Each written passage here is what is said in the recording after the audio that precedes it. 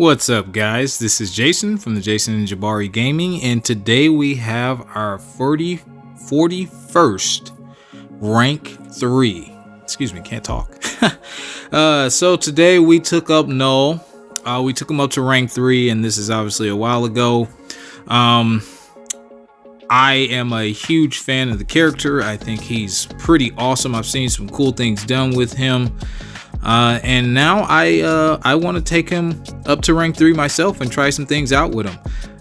We tried a couple different features to naturally dupe him. However, recently there was some deal, and I ended up getting the Romance Awakening gem, and I immediately popped that into him, and I took him up to Sig 20. So he's basically duped. Not naturally, but it's basically the same thing. So there you see us taking him up, putting the Sig stones into him, and now it's time to go have some fun with him.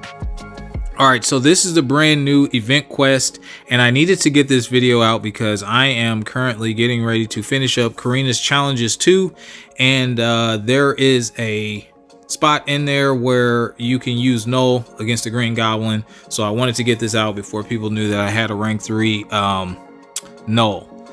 So basically on this path, there's a couple things to watch out for. There's the robust rivalry, the backup recovery, and short temper. There's other notes on there, but I didn't find those to be as important.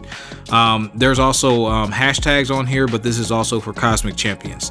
So basically the robust rivalry is if we have no buffs on us, then the defender will gain 1% health every single second. Now you can out damage that, but it's going to take a long time. So that's why we brought the Odin synergy.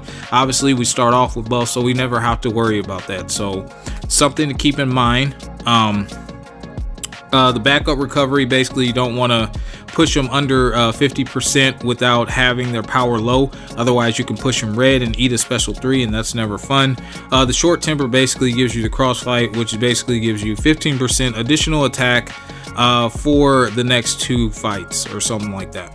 So here we're getting hit with Null. I would love to say that was intentional, but I normally get punched in the face. We have a synergy team that we brought, and I can't remember if it's with Anti-Venom or Void, but basically it allows his special 1 and special 2 to become unblockable. That's pretty clutch. They'll come in handy here on these fights. Null, when you activate his special 3 and then you do heavies in certain light attacks or a special 1, he will gain power. And I'm a huge advocate for sustainability. I say this all the time. Any champion that can heal is automatically a plus in my book. Now that doesn't mean the character is good or anything like that, but healing in my book is valued pretty highly. So you'll see that a couple instances where we're going to heal, but we're dropping them pretty fast. Also, I sped this up. I do not want to have you guys tortured for about 15 minutes of just watching the entire path plus the boss solo. So anyway, with that being said, we're on to Drax. Drax is not a particularly hard defender. None of the defenders on this path did I find particularly hard. But yeah, we're just going to build up to a special 3. That's the strategy, and then we're going to try to gain a little bit of health. Yeah, man, we do this every single time. Null special 3 looks pretty dang on cool to me, but I hit the skip button because I'm not trying to do all that. But now we're hitting extremely hard. You can see we are dropping these guys in a few hits after we activate the special 3, which causes corruption on them, and we don't have to hit them too many more times after that. So next we have Starlord here. Again, not a particularly hard defender. This path in general was not particularly difficult, so keep that in mind.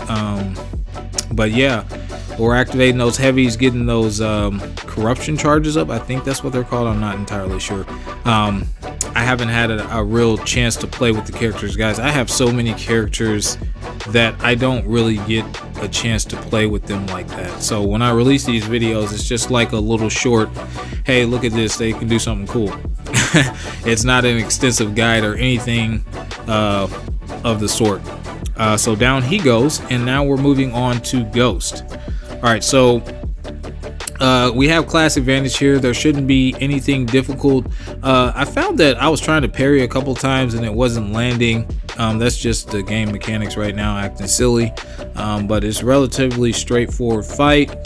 Like we're going to treat this one like we treated the other ones. We want to get to a special 3. We want to release that. We've been heavy countering her special 1. It's really easy to do. Just got to watch out for the spacing, and he has a long reach with those little those symbiotes. That time we missed, so we instantly threw the special 1, and as you saw, it was unblockable and lights out. I'd say out of this path, Darkhawk is probably the most problematic due to the fact that when you knock him down, he gets that shield, but we just play around that and continuously knock him down. So doesn't really come into play where we're going to take damage back, but it is relatively annoying. I like to bait out Darkhawk special 1. I don't like to bait out his special 2 because he has a chance to heal off of it. Not only that, but then he goes invisible with a cloak shield or something like that, and you have a high chance of missing. So I don't like to do that with Darkhawk. But we throw the special 3. Now we're just gonna parry and heavy the entire fight. That is the strategy. We got caught a couple times with spacing because this heavy actually is a little bit longer. I got caught by the second half. I was going to punish with my special or my heavy attack, but it didn't work out. So yeah, I got caught once or twice, and it drops us down, I believe, to like 50% because we messed up so bad towards the end there. Yeah, here it comes. I believe this is it. Yep, there we go. Try it again. Boom, takes us down to 50%. So we lost a good amount of health there. Get him to 1%. We throw our unblockable special 2, knowing that it's going to kill him, and now we only have 50% to deal with this boss. It's an apocalypse boss, and he has some interesting nodes. Basically, he treats every opponent like they're mutant, so you're automatically going to get to his 4 genetic code or genetic potential. He has empowered immunity, so if he is immune to something, then he's going to gain power, so you need to be mindful of that. He has quick start, which basically if you don't hit him in 6 seconds, then you gain an incinerate debuff, which does come into play on us. He has immovable object, which basically makes him, I guess, movable for a little bit there where you can't do something to him. I forgot particularly, but also he's immune to power manipulation, so you cannot drain his power.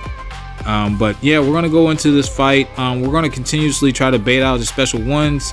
He's obviously immune to the parry, so you got to be careful of that. And as you see, we've already got an incinerate on us, but we do have another debuff that's coming into play that's giving us some willpower healing, so that's really good. Now that we have the corruption on him, we're going to try to go ham, hit into him a little bit. Here I'm just basically playing it safe because I'm fighting with half my health, and this guy has a fairly big health pool, so we had to be kind of conservative with how we wanted to approach this fight. Basically, we're going to try to get to a special 2. We do push him to a special 2 a couple of different instances, but once we get to our special 2, we're going to release that, and it does major damage while he's under corruption. So if we can do that just one more time, then we'll be fine, but we do have to be mindful of everything that I've named. And we have gotten some nice little draft back intercepts. Like I said, I sped everything up because I didn't want this to be a long video, but ultimately I enjoyed this fight. We throw the special 2, so there it comes into play. It's unblockable due to our synergy, and the reason why I did that is because the timer was ticking down. There we get a nice little draft back, followed by another nice little draft back, throwing the special 1 on him. He starts throwing heavy, so we know we just got to bait out one more. He throws another heavy, and we know this is nighty night. So that's it, guys. I'm really enjoying Knull as far as I've been playing with him, and we will catch you guys with him in the abyss. Peace.